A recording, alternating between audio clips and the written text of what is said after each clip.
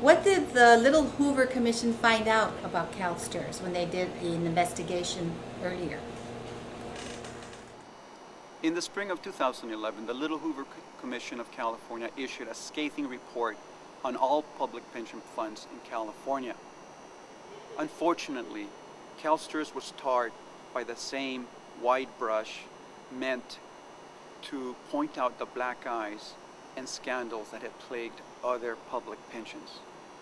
CalSTRS concerns and challenges are much more in the area of increasing the certainty of funding for all future obligations. If we are to reach and arrive at just and equitable pension reform, all stake players need to collaborate. That means school districts, state legislature, and teacher unions must work together with a give and take necessary to achieve sustainable and just pension reform.